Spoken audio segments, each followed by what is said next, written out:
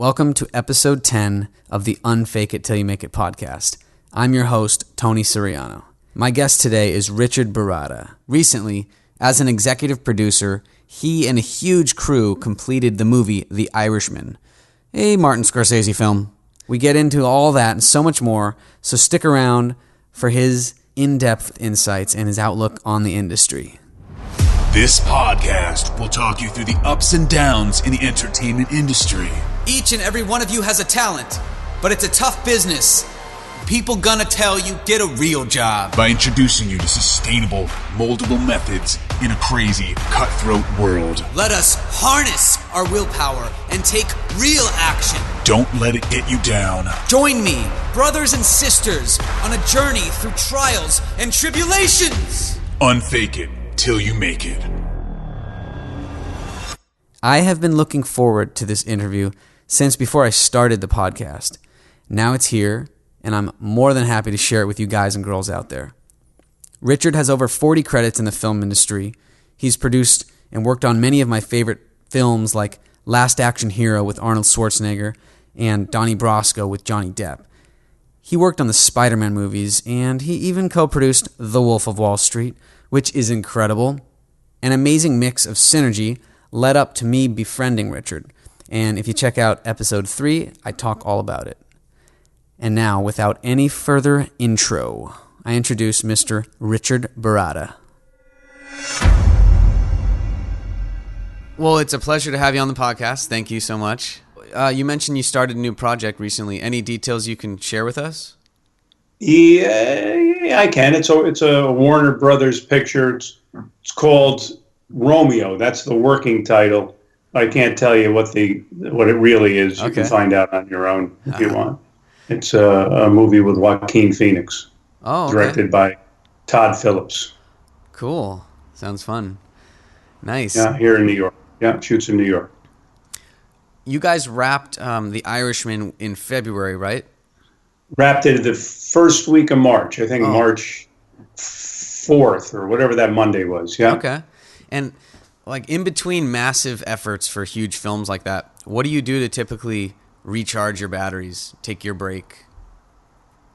Well, in the past, I would just be down and I would either travel a little bit or I'd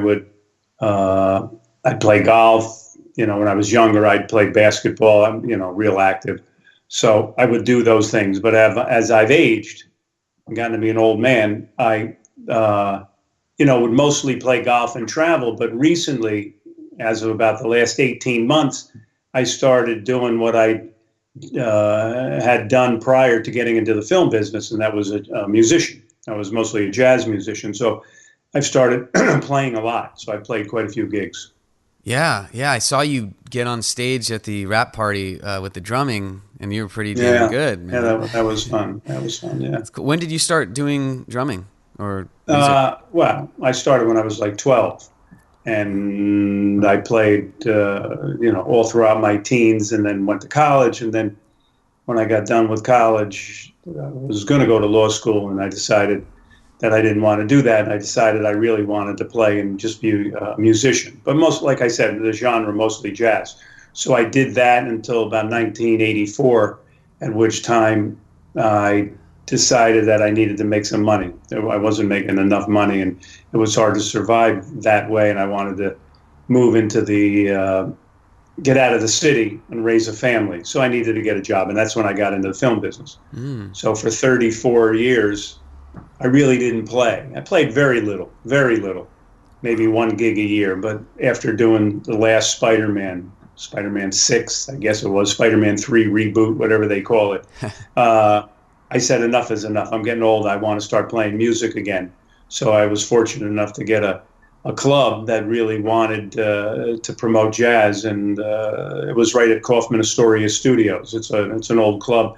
They used to be the commissary for the original studios that were in Astoria, Queens. So people like W.C. Fields and Rudolph Valentino and the Marx Brothers and all those people, when they shot films there, they would go there for lunch, and they turned it into a club, maintaining its, they've restored it to its original look, and so they have jazz there, and I play there quite a bit, and I've been loving it, Wow. Awesome. Yeah. That's great. Yeah. I love playing myself. I play just guitar and piano, but I've always felt like I've been a drummer inside. I just didn't really have the chance to practice. So I think one day I'm going to get some lessons. And yeah, you're a young guy. Go do it. Of Yeah. course. Take advantage of it. What's that place? Does Woody Allen still play at a place in New York? And do you know? He used to play at Michael's Pub. Wow. Yeah, and I think he still might. I think he might. Yeah. Wow. He's a hero of mine in many ways, and Oh, yeah. I would have loved to see him Although I'm sometime. not so sure that's the politically correct thing to say right at the moment. But your show's not politically correct exactly. anyway, right? It's Exactly. it's So you can unfaking say, it. yeah, you say whatever you want. Yeah. But I wanted to talk about The Irishman, but first, can we go back to 1993? Way back, I gathered a lot of IMDb stuff, so correct me if I'm inaccurate or something. Okay. But you've worked on several of my childhood favorite films, but one of them was Last Action Hero with Arnold Schwarzenegger. Oh, I just watched that the other night. You did. So I Yeah, it was on. I rewatched it once I saw that you worked on it. I rewatched it like that night, and it was so fun, so cool and unique. Any crazy or career changing stories that come to mind about that film or that time? No, not about that project. That project shot mostly in California, and then it came to New York for about a week and a half, and it was a huge deal. It was a huge deal because New York was just trying to. It was after or during one of the quote unquote boycotts of New York to try to break the unions here in New York because they wanted to get a lot of the rates down. And with Schwarzenegger coming and having had so many hits prior to that, they figured this was a great opportunity to showcase New York. So I was very excited about doing it because it was like the first movie I had done that I was a production manager, even though I think I got a first AD credit, but I wasn't that. And I don't know, that could have been a DGA rule. So I was the production manager. It was the first time I had organized something like that. And what was so interesting about it was that everybody thought that it was going to be a huge, huge hit because it was Arnold at his peak. Yeah. But the movie never hit it that way because it was really a spoof and a satire on what he was and who he was, and it was very cleverly written. And I thought it was probably one of his better movies. And I agree with you. I thought it was a real good movie, but it didn't do what it should have done. Interesting. I mean, did you see his other movies? Did you like that one as much or more? I mean, well, growing up, definitely. I mean, I've watched Terminator 1 probably 50 times. So I was Arnold Schwarzenegger fan, and I liked Last Action Hero a lot. But yeah, I could see why it wouldn't be as big of a hit then because the people were expecting something specific, from him maybe. Yeah, it was more of a spoof, but it was fun. Arnold coming to New York, he was a super nice guy, and he came and and 42nd Street was a dump. It was a dive. I mean, it was all topless bars, and it was peep shows, and it was. I think I don't whatchamacallit. They're not Plato's Retreat, but they had some of the Amsterdam Hotel. It was just sex shops. Wow! And they were tearing it down. So we got there right at the very end of it. So yeah, it was interesting. It was interesting. Cool. Oh man. Yeah, when I rewatched it, I definitely got back into my kid mind. It was so just fascinating. It was great. How was the industry different then from now? Well, there was in the 80s and the 90s they were shooting parts of movies here, portions of movies, because there was no tax incentive, there was no tax rebate, so there wasn't one anywhere. So not in this country. So people would shoot the exteriors they would shoot a movie that the script said New York. The whole movie could be New York, but they would shoot it on a stage, and then they would come to New York just for the exteriors to sell it. So New York had portions of movies. Every once in a while, there were full movies shot here, and I was fortunate enough to have started with the Woody Allen team. So Woody always shot his movies here, or almost always shot his movies here. And I was hooked up with the same team that Bobby Greenhut was like the guru of New York as far as producers go. He was Woody Allen's producer. But he also was hooked up with Mike Nichols and Penny Marshall. So, by doing Big and doing Working Girl and doing Heartburn and doing those movies, it set me up for doing full movies in New York, I was very fortunate to be able to do that. And then in the 90s, it just all changed. That was in the 80s. In the 90s, it just became, they're just going to shoot portions here. And they shut down New York for about two and a half years. There was hardly any shooting here. The industry was really collapsing. Wow. And then, then they picked it up again. They signed a new contract, and all of a sudden, people started coming here again, and then with the tax rebate, the whole thing turned into a boon for New York City, New York State. Huh. Wow. Yeah, so much it's always kind of changing things as we go. Oh, yeah. It's all evolving. Yep, for sure. Who knows what it's going to be like soon? I mean, New York could get burned out. There's so many projects here. There's probably 60 projects in New York as we speak. Yeah. So, there's only so much real estate for films to shoot in, and they keep piling up on top of each other, and the neighborhoods get upset about it. They lose their privacy, they lose their parking. But the good news is that recently, about 2 weeks ago, I read in the paper that New Jersey, which is where I live, is just voted on and passed a bill where they're going to institute a tax credit for films in New Jersey. Ooh. The governor's got to pass it, and once he does, you watch Newark and Patterson. You watch what happens now. New Jersey's going to open right up, and there's going to be a lot of filming here. It's like opening up another state, but this tri-state area is going to be even more busy. Wow. Okay. That's good. I mean, right? Good news. Yeah. There you go. Good news. Cool. I like it. Hey, you've worked as a unit production manager on some other great movies that I liked, even Donnie Brasco. That's what I found. Yep. And can you let us know what is a UPM to you, and if you could walk me through some of the process of handling feature films and an entire crew, how that works. All right. Well, a UPM, unit production manager, it's a directors guild position. You come up through the ranks. I was a location manager, second AD. I wasn't a second AD, but I was a location manager. But you go in as a second AD, and then you become a first AD because that's the ascension. And then your paperwork, you get that, and you become a production manager. And the production manager, essentially, and I told you, Last Action Hero was like the first job I had the responsibility for that position. And then Donnie Brasco was the next job. So Donnie Brasco was like the first full-fledged. And by the way, a great movie. Great movie. So good. Yeah. Right before that, I did Money Train, and I was like the second unit UPM on that. But that second unit was huge. So that cut my teeth on that a little bit too. But the UPM comes on fairly or early on a movie. On a normal movie, might come on 12, 14 weeks prior to the start of the movie.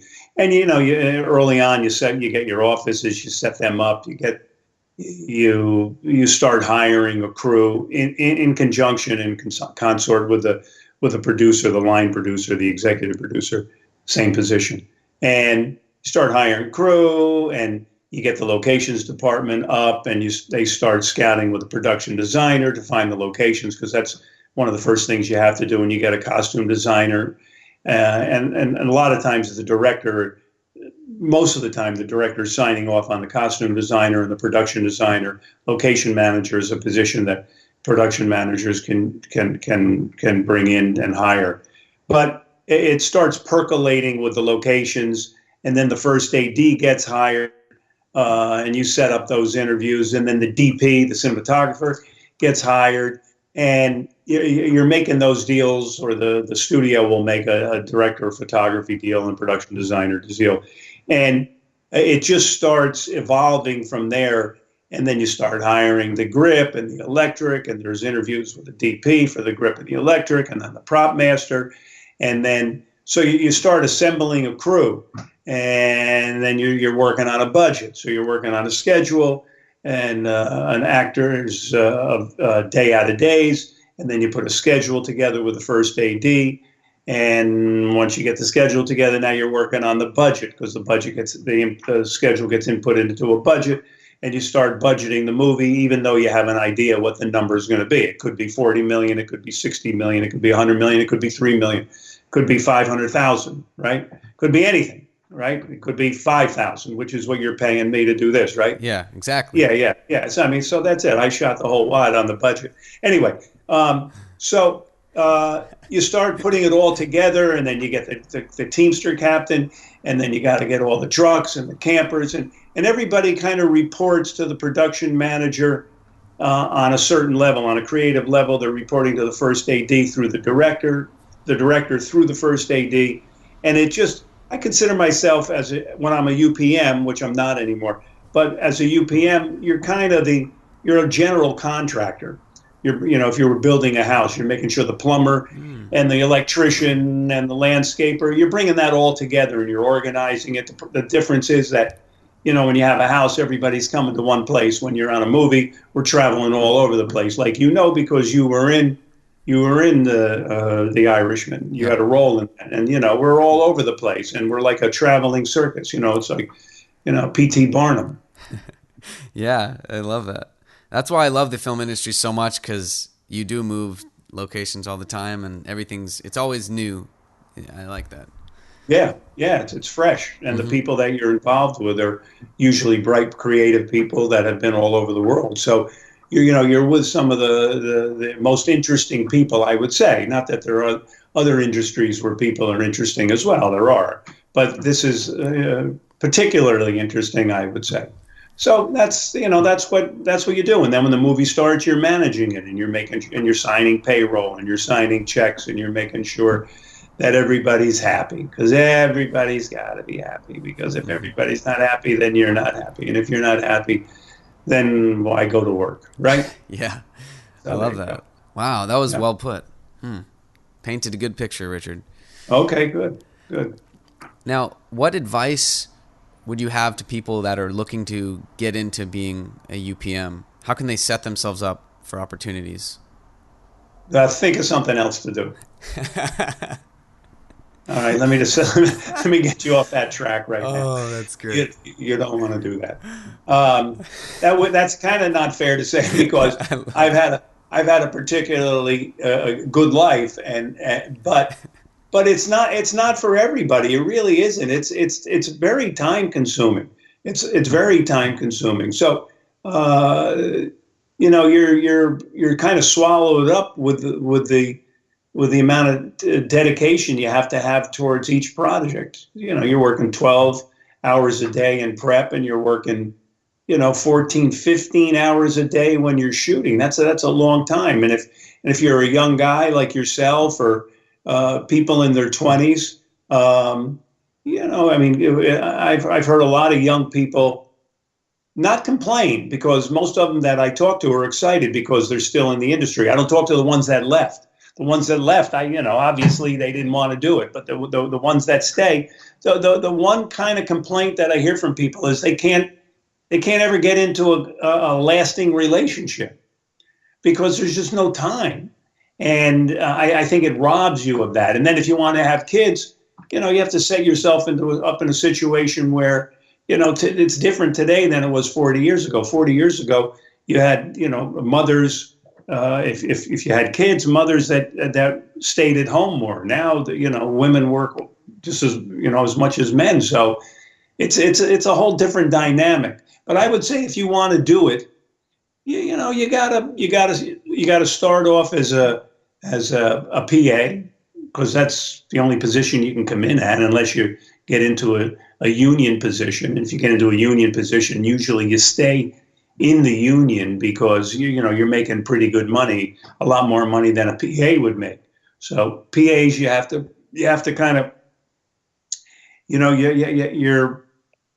you're setting yourself up for a number of years of not having real financial security because you're not making a lot of money. But eventually you don't become a PA. You're not a PA and then a production manager. You're a PA and then you're a second AD and then you're a first AD, or you're a PA and then you get into accounting and then you become an accountant. Then you can become a production manager. There are many ways to get into it. I would just say, for my advice to people that really want to do it, knowing that I've told you don't do it, go do something else, is you just got to be dedicated. You have to be dedicated, and you have to have perseverance, and you have to know that there's light at the end of the tunnel. But it's really exciting if you get there, and it offers you opportunities that you wouldn't normally get. Yeah, I've run into some UPMs that are often overwhelmed and aggravated a lot. So yeah. I could see, because there's so much. I mean, what you said, you are doing so much, and you're doing it so long each day. Everybody's bouncing things off you constantly. You're a sounding board. You really are. I mean, because everybody comes to you. Hey, I need another truck. Hey, I need more equipment. Hey, the car backed into a guy got into an accident. Hey, there's always something that you have to manage. Here's what you're doing. It's essentially, you're putting out fires most of the time. And you come to work. What I like about it, and I'm digressing here, you're asking me questions and I'm all over the map. Feel free. But what I really like about it is, and some people aren't set up for this, but most people in the film industry are. When I come to work in the morning, whether I'm prepping or whether I'm shooting, there's certain procedures that I know that I'm going to go through, and there's certain things that in the course of the day I know I have to get to. But when I get to work in the morning, that could all go down the shitter completely. Everything could change. Something that happens the minute you get to set, if an actor's not healthy, or somebody got hurt, or the director decides he wants to change the scene, everything changes. So you may have the best intentions to go take care of something, and then when you get to work, that it just all changes. But I like that because it keeps it fresh, like you said before. Yeah, I love that. Yeah. Now, people that are actually already UPMs, any biggest mistakes that maybe they should remember to not make? You mean during the course of being a UPM on a movie, let's say? Yeah, any big mistakes you made that perhaps... Well, I think the best advice that I could give, and who am I? I mean, I'm just another, UPM that's, or a producer.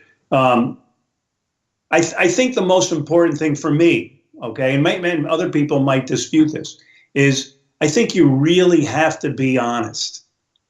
I mean, there's ways to... you can manipulate situations a little bit, and sometimes you have to be persuasive in doing things.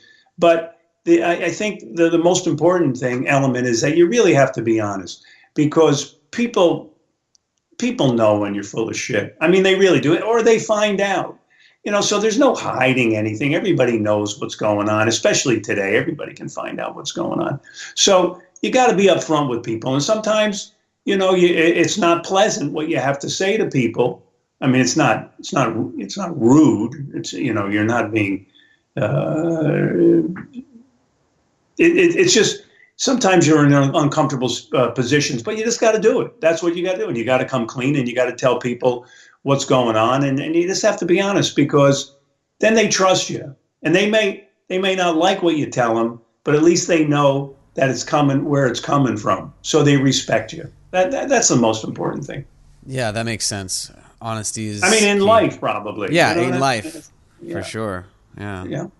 Like the president. You know what I mean? Yeah, he's just honest. He's never telling any lies. No, you see the respect that he gets because of that. Yeah. Yeah. Yeah, right. Exactly. Perfect. Since nobody can see me laughing here, they don't know that I'm being cynical. But anyway, go ahead. All right. Now, you went from working on the movie The Smurfs to co-producing The Wolf of Wall Street, which is insane and one of my favorites. How was the atmosphere or mindset different between the two? That question just kind of hit me like a pan, like a frying pan, because you just talked about Smurfs, animated people, then you're talking about real people. So, well, there's one difference right there. Okay, Yeah, great. we're talking about inanimate subjects and real people.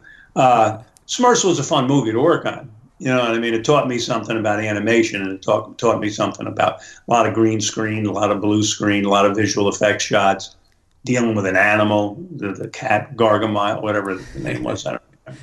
But it was entirely different because we had actors acting against little 1 foot 9 inch or dolls. Okay, now going to Wolf of Wall Street, now you do that. In between there, I don't know, I did something, but dealing with Marty Marty is a whole different animal. All right, completely. And speaking of Smurfs, but no animals. But Leo and Marty are friends, and working on that movie, working with Leo's a pro too. Leo's on top of it. He comes to work every day ready to work. So you got some real professionals there. But it was a circus at times because that movie, the storyline is, Yeah. So it was difficult. It was very difficult. We had a lot of good actors on that movie, and a lot of actors, and there was a lot of scenes, and it was a period movie. But working with that group, it was very memorable, and I thought it was real funny. I thought it was a funny movie. Yeah. Yeah, definitely. So many great scenes in that movie.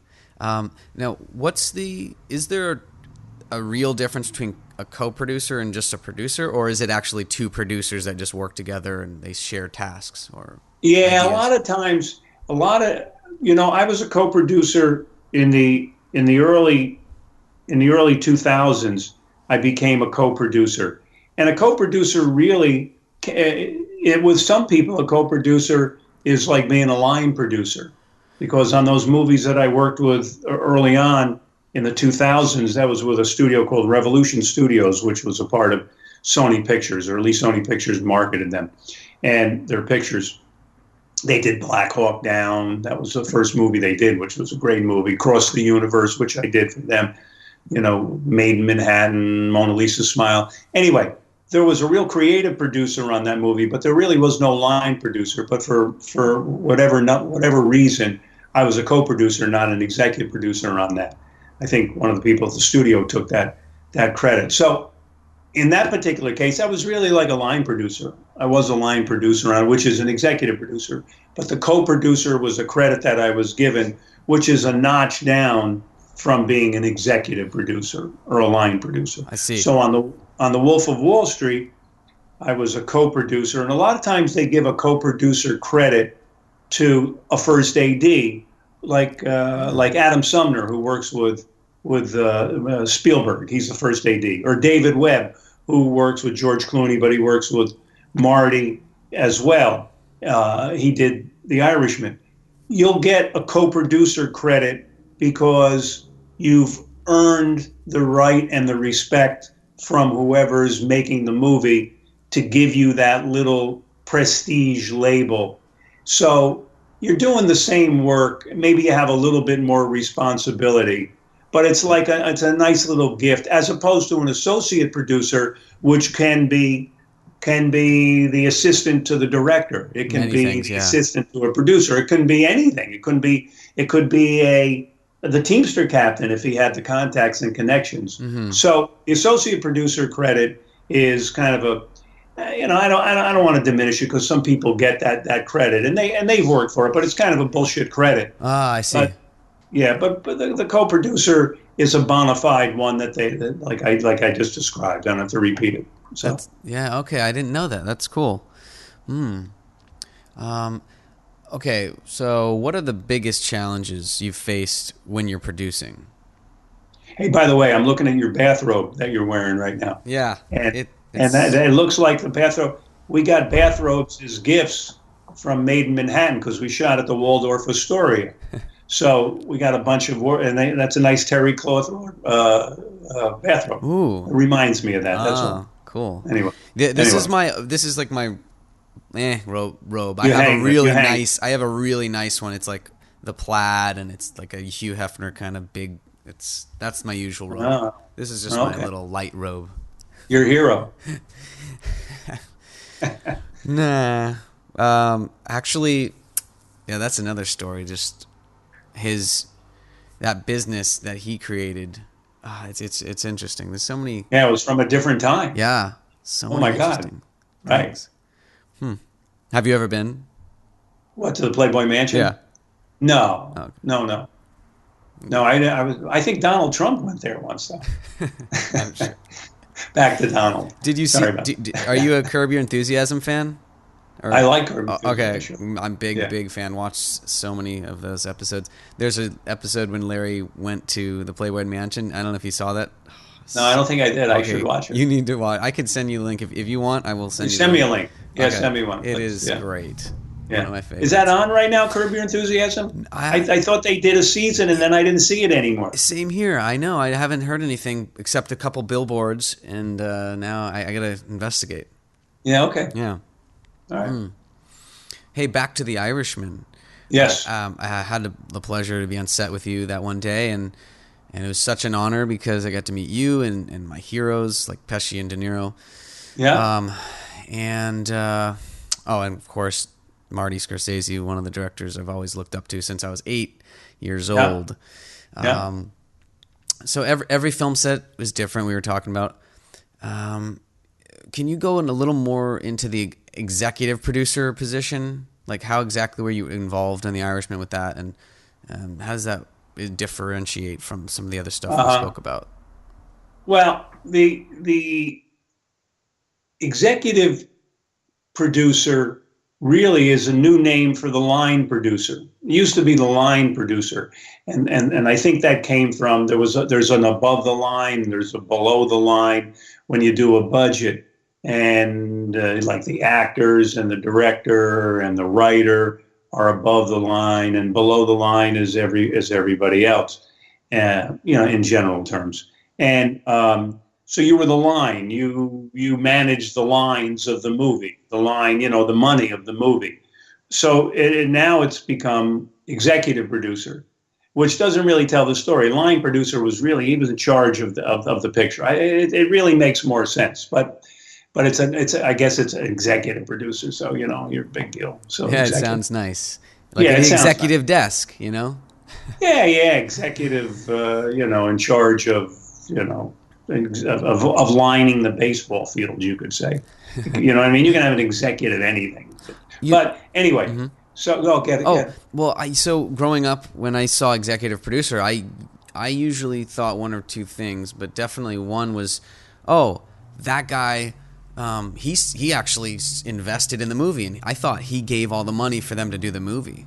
Yeah. So I don't know if that ever rings truth or No. completely none. No. Okay. No, I don't think it. I'm not. Well, there's small movies you can be an executive producer, but if you're putting money up, in most cases you're a producer. You know what I mean?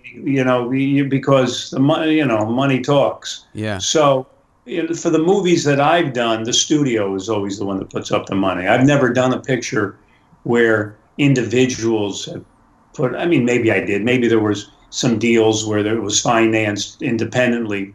Hey, my Wolf of Wall Street was an independent movie. It was financed by, you don't need to know who financed it, but because they're all in Malaysia and they're in deep shit. They're in big trouble for stealing money, but whatever. But we didn't know any of that going into it.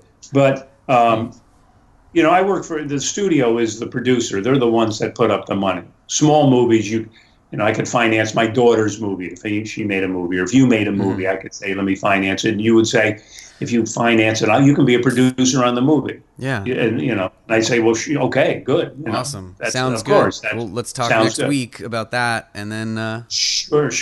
Yeah, get in line, by the way.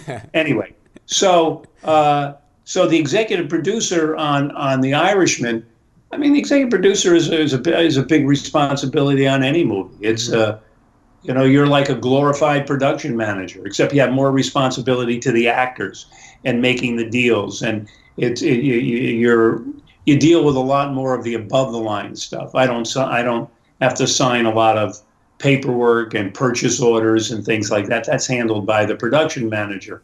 So I'm on the set every day, and I'm talking to the not in Marty's case, because he doesn't do it that way. You really don't talk to Marty. Marty does what Marty wants to do, and you just leave him alone. You stay behind the scenes and you let him make his movie, because if you don't, then you're probably not going to be the executive producer on a Marty Scorsese movie. All right, so you let him do what he's got to do, and you hope he does it right, which he has for years. So, you're in good hands there, so to speak. But in other movies, you're next to the director and you're talking about things, and you might have to figure out a way. You're running behind in the course of the day, and you got to figure out how to get out of it.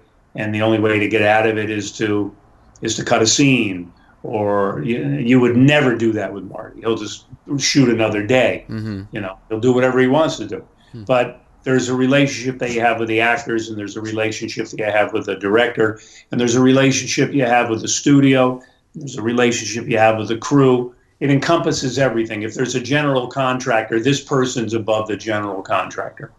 I see. Any Irishman anecdotes that you're at liberty to tell? Oh, well, listen, you know Pesci, you're friendly with Pesci. I became real good friends with Joe because besides being an incredible actor, Joe's also a singer, and you know that. A lot of people don't know that, but went by the name of Joe Dogs. And he's really a jazz singer from New Jersey, from Newark. And Joe and I talked music. We didn't really talk about movies. Very little did we talk about any kind of movies. And it was nice to come to the set when Joe was around and know that I had, a kindred spirit with Joe, because when you're jazz, there are not that many jazz musicians, jazz aficionados. So Joe and I bonded in that way. And Joe came and sang with me 3 times at the club. Oh, wow. That I played at. He came and sat in 3 times, and it was a great fun to have Joe sing with us. And it was good too. So getting that's not an anecdote, but it's a relationship that I kind of forged with Joe. And, in terms of things that happened on the set, every day it was an adventure on that movie. There was always something. There was always some fire to put out or something going on. But I could think of something, but then I'd have to pause, and then you'd have dead air time, and that would not be good. So if I come up with one, I'll tell you. Yeah, cool. No, that sounds fun. I'm glad you guys got to make some music together.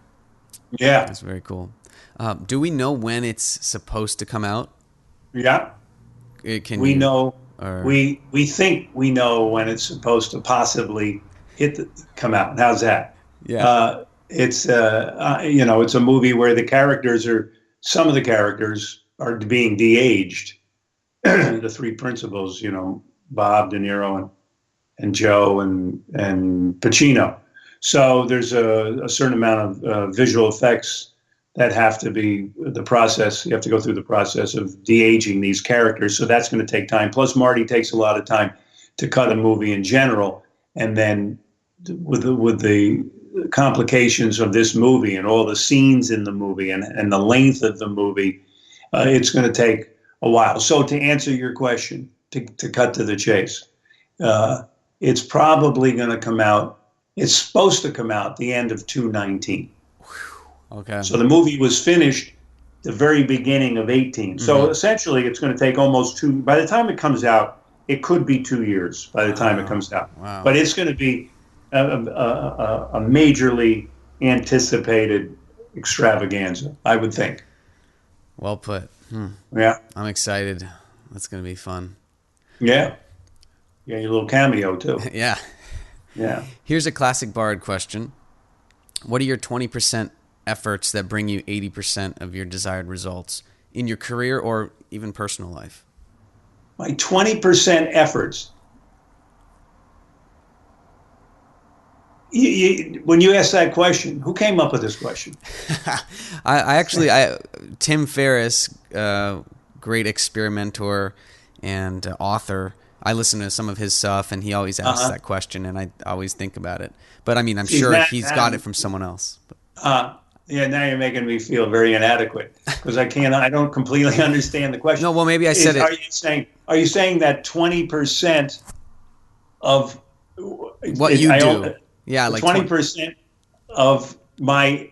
I don't ever give 20% on anything, so that's not what you're asking. No. So like, let's say you're training for a marathon, and you spend 20% of your time like doing stretching. And that really helps you get the 80% of your results for the marathon, because stretching helps you overall. Okay. Like, it helps you so much. What's like something you actually maybe you do a little of that helps so much? Helps for in the film industry. Sure, or if there's any I'm always interested in personal life. Like if your life is happy, like let's say, for me, if I'm feeling down and out, and I grab some dark chocolate and drink like my favorite coconut water. That's like a small little effort, but it gives me a lot of euphoria, something like that. Right. I would say that there are many 20% different things that I do. I mean, I play music in order to chill me out and put me in a good place for doing films. But when I'm playing music and I'm not doing films, I can't say I do music. I have to do something else to get me into a state of mind that helps me for the music. So maybe I'll go play golf and go and do that. I don't know I eat right. I eat healthy. That sets me out. I exercise almost every single day. So those are the little things, the maintenance things that I guess I do. I probably resort to physical things in order to get me in a position to do the get me that other 80%. That's great. Yeah. Physiology can change so much. That's cool. Yeah, sure. Yeah. If someone had no solid connections in the industry, the film industry, and they completed writing a feature film script, they really believe in it 100%. You have any thoughts of where they would go next? What advice you would say? Yeah, go back to school and study something else. It's a tough business. That's my stock answer. That's my stock answer for a lot of the stuff. Listen, I have 3 kids, right? One of them was smart enough not to go into the film industry. The other 2 did. Both of them are writers. What do you want me to say? They ask me all the time, do you think you can help me with this? No, I can't. I don't know. It's hard. And I'm sure that by your reaction, because you and I are Skyping, even though nobody's seeing it, you probably you write too, right? Yeah. So I don't want to discourage anybody I already did, but I don't want to discourage people from not writing, because how many great projects that we've seen, how many great books that we've read, movies we've seen, would never have happened if people had taken my advice, right? None. So what do you do? Yeah, it's difficult. You got to write something. If it's brilliant, there's probably thousands, hundreds of thousands, maybe not hundreds, but thousands of wonderful written movie scripts that nobody's ever seen, or not the right people have seen. Mm-hmm. So once again, you got to persevere. You got to either get an agent, or you got to pound on doors, or you can't quit. That's it. That's the bottom line. You can't stop. You got to believe in yourself, unless you're a complete idiot and you believe in something, but you're delusional. Yeah. I'm not talking about a delusional person, So if you really think you have it, and you get good feedback from people that are honest with you, they're not just stroking you. My feeling is you just keep persevering. You just go for it, and hopefully, not only will your talent, seep to the top, but you'll get lucky too, because you got to get lucky too. You have to. Perseverance. Yep. Yeah, yeah. I think you have to be able to dedicate your 10 years and know that it's going to be a 10 years struggle for anything, and then reevaluate it after that 10 years maybe. But Yeah, that's a you have good to way to love it. look at it. Yeah, that's a good way. It's like The Outliers. You ever read that book? No, The Outliers. It's called Outliers. It's Oh, about you have to. Oh, you should get the book. I'll put that You in the should show notes definitely. and I'll It's check that out. it's not a self-help book, but it talks about how, in order to be really good at something, you have to spend 10,000 hours Oh, okay, yeah. I'm familiar with that doing phrase. it. No, 10,000. My son, my youngest son, besides being in the film business, was a real good baseball player, and he played baseball in college. And I remember we were away somewhere, and we were talking about the number of hours that he has spent. And, we were up to like maybe 8,000 hours since he was a little kid, the years that he and I and he alone had spent trying to become a professional baseball player. And, it never happened. He got looked at, and, but he didn't get drafted. He had tryouts, but he didn't get drafted. So maybe if he had spent those other 2,000 hours, who the hell knows what would have happened? Yeah. Right? He's short. So It's a anyway. law. It's definitely a law. You get those Yeah. hours, and something Yeah. you have to get better. There's no way you can't get better. 100% can apply it to anything. Mm-hmm. Absolutely. Yep. Yeah, I love that. Yeah. I mean, you do a little bit of magic. You're a magician. You showed me some of your tricks. If you spent 10,000 hours, you would be a real good magician. You already are a good magician, but just think how good you would be if you spent that. I mean, you have to be. Yeah. There's no way. It can't not happen. Definitely. So I just say you just keep working on things. Mm-hmm. Chipping away and loving it. That's the thing. Love what you're doing. You're not somehow. going to be able to. You can't do 10,000 hours of anything if you don't love it. Yeah. I mean, there's no way That's it. that you can't force it. There's no way. Okay, now every project that I've done a lot of smaller independent directing and producing small projects, and they consume me completely until the very end, the final export. And these are low budgets, so I know when you're doing projects on these high level versions, like what strategies have you developed to balance your life? And do you have any mantras or things you tell yourself or resources you go to when you're like, damn, I'm overwhelmed? I know you said maybe some golfing and drumming, exercise. Any other resources that you turn to? Well, I got into the business in 1984. Desperately Seeking Susan was my first movie. I was a location scout, PA, whatever. So 34 years ago, I approach things differently than I do now.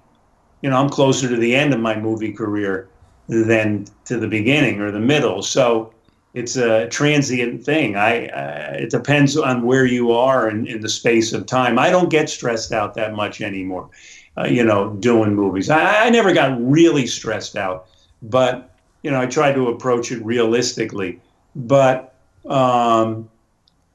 got to tell there's a joke. The doctors they're performing an operation. They're in an operation room, and there's all the doctors are around, and the assistants, and the students, and the nurse, and he's doing brain surgery on this guy, and he's operating, and he's asking for the different instruments, and he tells the nurse to wipe him down because he's sweating profusely. And he said, he keeps asking her for a towel to wipe him down, and she says, "What's the problem here? What do you think, you're making a movie?" And it's like, we're making a movie. We're not doing brain surgery, So it's, but there's a lot of pressure because you need to succeed, and in life, there's pressure on everybody. You want to be a Major League Baseball player. You have to succeed, and what you produce is what you're remembered for. So you just kind of, I don't know. I would meditate. There were times I was meditating, there was times everybody in my family were Buddhists. Okay. Really? So yeah. The Nam-myo Renge Kyo Buddhism. And really, all it is it's just cause and effect. That's all it is. And and I've chanted many days in a row, and then I get too busy. I can't chant. I'm not dedicated like some of the other people in my family. But, whatever you got to do to put yourself in a state of mind where you don't have a lot of anxiety, So whatever it is, whether you have to tell yourself sometimes that it's, I'm going to get through this thing. I always have. Now, for me, I just say, look, I've been in the business for 35 years. I've gotten this far. Never been fired. People seem to think I can still do a good job. They still call me. So if that's the case, I must be doing something right. I just got to chill. I mean, what the fuck else are you supposed to do? I mean, I don't know. That's what you do. Yeah. So, just try to keep an even keel, because when you get panicky, it panics other people, or they think you're a fool, or they laugh at you. You know what I mean?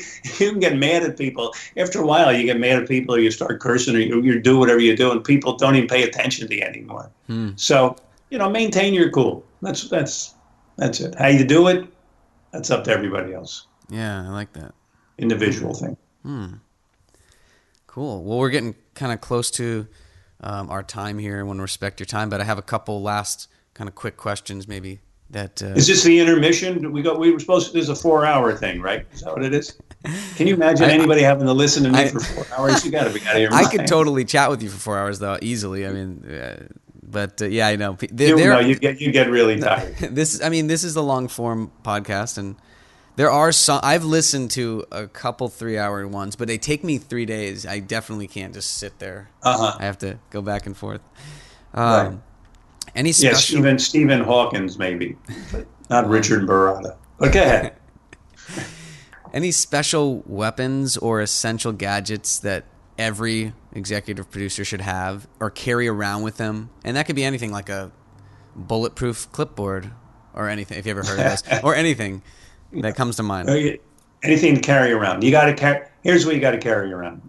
Metaphorically, I guess, you got to carry around a good attitude. I mean, you got that. You have to. You really do. Because you get respect that way. You got to carry around.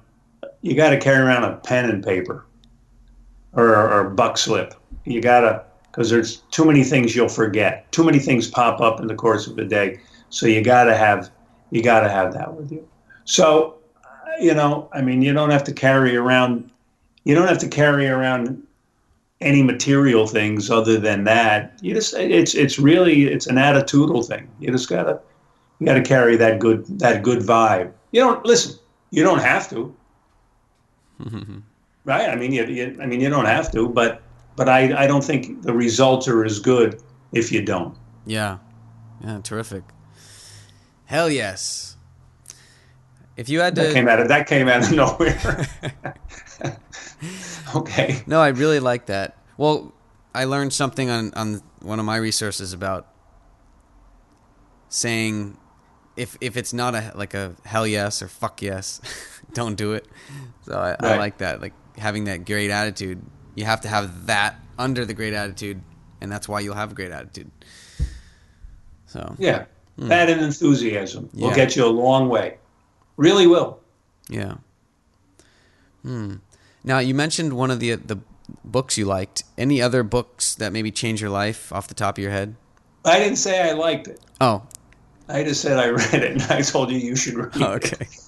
I mean, I did like it, but I did like it, okay? But That's I never funny. said that. That's funny. Okay. Ask me again? Okay. Any books that changed your life that come to your mind that you think people would enjoy, benefit? I think most books I read change a little part of me if I can remember them. Yeah, I don't remember everything I read. I probably won't even remember this interview in another hour because I don't want to say I'm getting Alzheimer's, but you get old, you forget things. But there were certain books that I loved. I loved reading the Autobiography of Malcolm X when I was a young kid. I mean, that was an amazing book. That really was. That set me straight on a lot of things. I thought it was an amazing story. there are a lot of great books I've read. None of them are really coming to mind. They're just I like to read. I read a lot of books, a lot of books. Steinbeck. I love reading John Steinbeck. I love reading a lot of stuff. So Cool. it's like, you ask me any anecdotes or anything that come from The Irishman. Yeah, I mean, when I get done with this, I'll remember 10 things that I could have said. Yeah. But at the moment, I don't remember any of them other than what I just told you. Okay, no, that's great. Malcolm X. My sister read it. She told me to read it, and it was a long time ago. I haven't yet. It's on the list, but it resurfaced. I liked it. Yeah, what a great book. I like historical books too. So Clan of the Cave Bear was one of my favorite books. You ever read that? I don't think so. Oh man, what a great book! What a great book. Takes place during the caveman era. Wow. So it's a great story. It was a movie, but the movie wasn't that good. Okay. Yeah. And what was the name again? Clan of the Cave Bear. Clan of the Cave. And then there was another. Then the second installment, I think, was Valley of the Horses, and then the Mammoth something. There were 3 of them. I only read the first 2 books. Anyway, wow. You definitely should read that book. You will love that book. That's an enjoyment. Okay. Great. I will check that out. Absolutely. All right. One word or one aspect you continuously re-examine or practice. What would it be?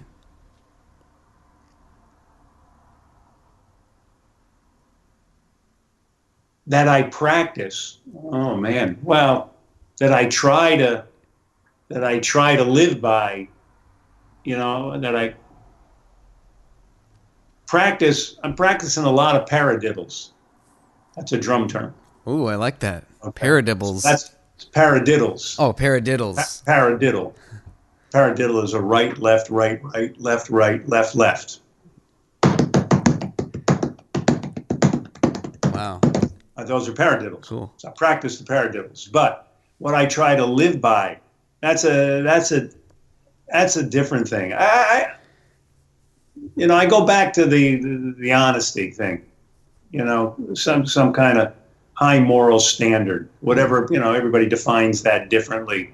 But I think that's important. I just do. I think, it's like you are what you eat. Mm-hmm.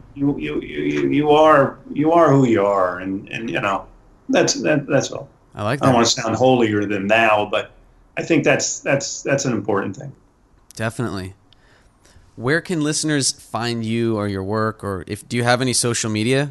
Are you into that, or do you have like something? It took me a half hour to set up Skype this morning. Do I look like a type of guy that's going to have social media? Yeah, here's where they're going to hear me. They can come to the Astor Room in New York City and come and hear me play music. That's where they can come and hear me. And then in between tunes, they can hear me talk a little bit. Yes. So you can get both, the best of both worlds, or the worst of both worlds. Well, cool. No, that's great. Yeah. I would love to. The next time I come to New York, I'll see if you're playing, and I will definitely stop by. Yeah. You have my email address. And you just go. How often do you get to New York? Maybe once a year. Not Is too your often. family still here or no? In New Jersey, I have like a lot of family there, and I think we have 2 friends in New York. Yeah. Okay. So, and where do you live in LA? I'm in Santa Monica. Oh, you're in Santa Monica. Yeah. Okay. Nice. Yeah. Good. Yeah, I love Near the pier? The west side. Yeah, pretty close. Right now I'm in Venice Beach, but Oh, nice. I have my other dwelling spaces in Santa Monica. Oh, good. It's a long story, but That's okay. But I might be switching and looking into the Hollywood Hills, because I found this unique spot that it's kind of up a little in the mountains, and it's just super small, but it's next to the nature, and I think I'd like to get closer to that. Yeah, good. Yeah. Is that where is this? You're not in Santa Barbara right now. I mean Santa Monica right now. You said. Yeah, I'm Venice Beach right now. Oh, you're in Venice. Yeah. Okay. But yeah, it's a little gloomy out today, but it's still a good day here.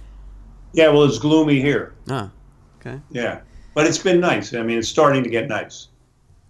Anything you would like to leave the listeners? I know you just mentioned kind of your your honesty and attitude. But anything, final words?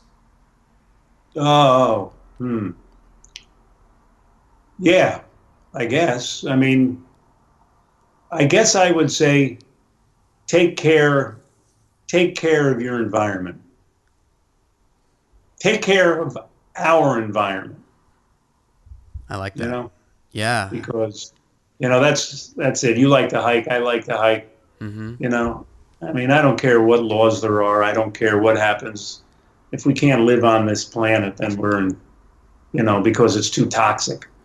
I think that's a worrisome thing. So I think everybody's just got to take care of it. I'm not making a political statement. I'm just saying, that's all. And stay positive. That's all. And do something nice for somebody. How's that? Great. I love it. Yeah, this is our home. Don't litter in our home. Why would you do that? Right. Why would you do that? Yeah. Yeah, well, some people do. I know. So there you go. Cool. All right. Well, thank you so much. Times 10. I had a lot of fun and learned a lot speaking with you, Richard. Yeah. Cool. And if you're on the East Coast, drop a line.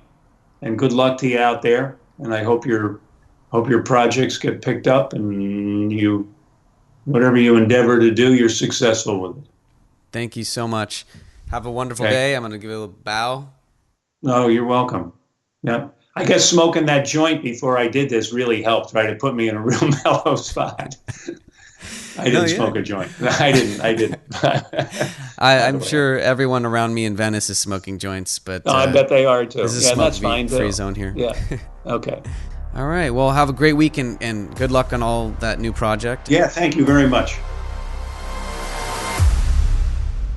I hope you gained some info about how it all works on such a massive level. I hope you enjoyed our conversation, as I did. And if you did, please take a moment to review the show on iTunes or Stitcher. It really helps us out and gets me inspired. And I'd love to hear what you think. So all you have to do is open the app, go to ratings and reviews, and let me know what you like best and what you want to hear more about. Please subscribe so you stay up to date. And if you have a friend that would enjoy this, benefit, get inspired from the show, please share it. Send him a link. Ask him to listen. Also, if you want to receive a small weekly smorgasbord email from me, consisting of anything from cool industry tools to insightful and meaningful quotes, books that I find essential to optimal living and insights in the industry, sign up at my website, www.unfakeittillyoumakeit.com, in the podcast section. It's free and exclusive. I send it out on Sundays, and it's something that can be carried over into the week to keep spirits up and to ponder our realities as we know them in such a tough business. Thanks for tuning in, and see you next time. Thank you for listening to the Unfake It Till You Make It podcast. For detailed sources and show notes for this episode, visit www.unfakeittillyoumakeit.com. Until next time, get up, get going, and get creative.